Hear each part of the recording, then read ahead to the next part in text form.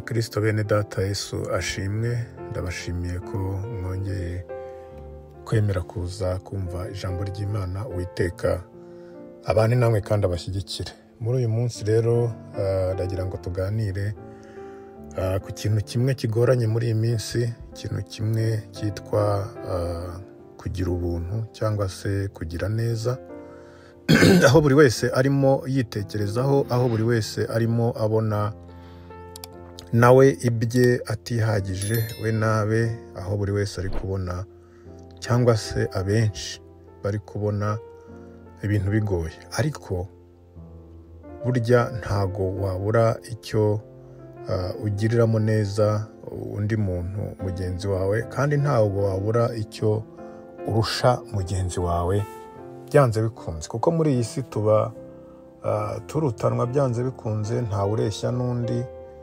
Niyo mwaba mureshya nta kuntu waba ubuza akantu murushaho, kandi kumeze kose hari ababa bari kure yawe mu ntera, byaba mu buryo bw'imibereho, byaba mu buryo bw'imitekerereze, byaba mu buryo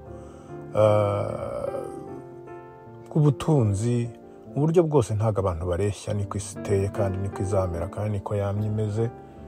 Habaho abakire, hakabaho abakene, hakabaho abize, hakabaho abatarize, hakabaho abacuruzi, abunguka, abacuruza dukeya, abacuruza byinshi, abafite ibikamyo n'amataje, abacururiza ku ikarito ndetse no mu ndobo cyangwa se ku gataro.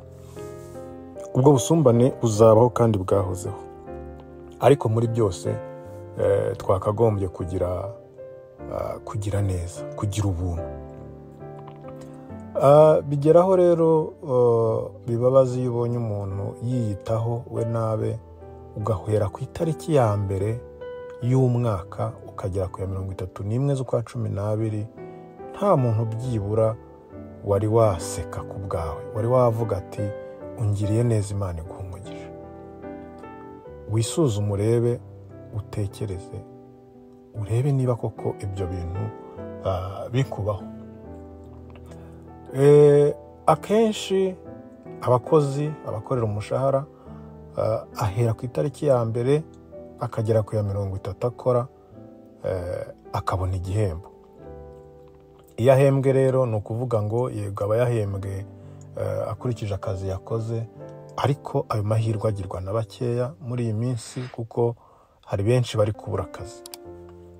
Tekereza rero nawe ubuze akazi, wa mushahara ukabura, ugasigara nawe udafite icyizere cy'ubuzima uko waba umeze.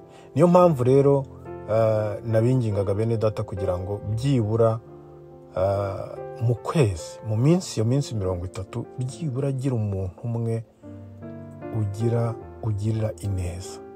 Ubuntu bwawe nawe bumugaragare, bumukoreho.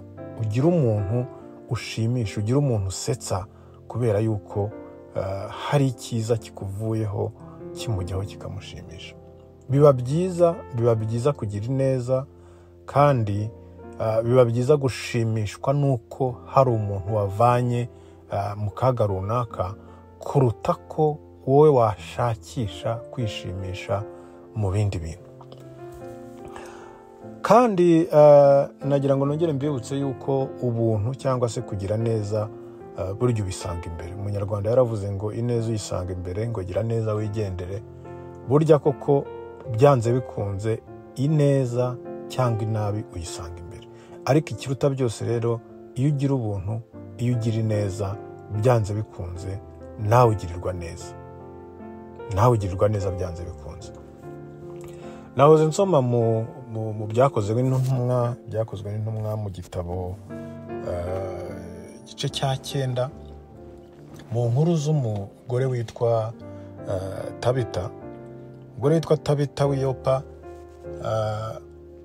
hari igihe cyageze arapfa. Apfuye, abapfakazi babaga aho ngaho mu gace yari atuyemo barababara, bararira, ndetse bigera n'aho bamwe mu bigishwa bajya gushaka Petero.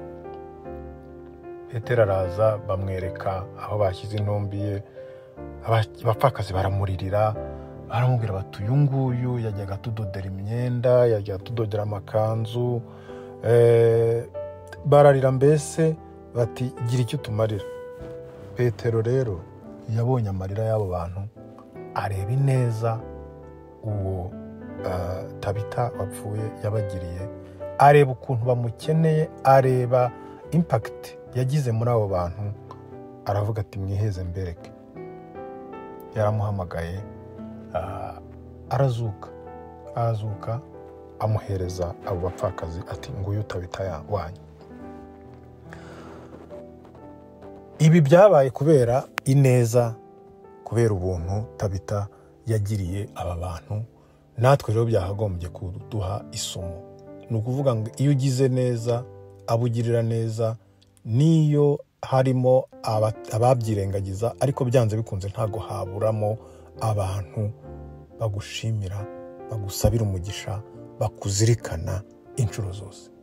Mwene data rero, ingero ni nyinshi, hari abantu bagiye bakora neza benshi, nubwo hari abatajya bazirikana neza, ariko ndabizi neza yuko hari abazirikana neza, kandi ndabizi neza yuko niyo umuntu atayizirikana, Imana y'ubwayo irayizirikana. Kuko n'uyu mugore Tabita ntago Petero ari wamuzuye, ahubwo Imana niyo yarebye iravuga iti neza y'uyu muntu reka mwongere imyaka yo kubaho kubera ineza ye, ndetse anakomeze akomeza kumugiriraho umugisha.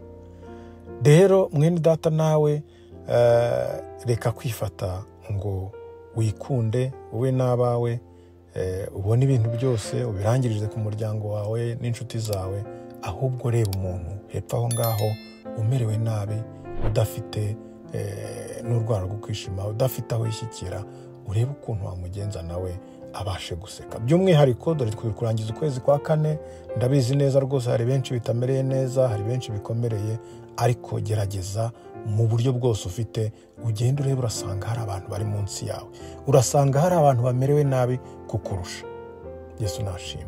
Buriya iyo ukoze urugendo ukajya nko mu bitaro, ukareba abantu baryamyemo, ukareba abantu babuze ubwishyu, ukareba abantu babuze n'ababagemurira, urareba ukavuga uti njyewe nta kibazo mfite. Uhita ubona yuko ugomba kugira icyo ukora byanze bikunze. Ndakwinginga rero mwene data kugira ngo ugire uko wabona umuntu byibura nawe wakoreraho umugisha. Erega burya kugira neza ni umugisha. Ni umugisha uba wikururira, ni umugisha uba uhamagara ngo uze kuri wowe.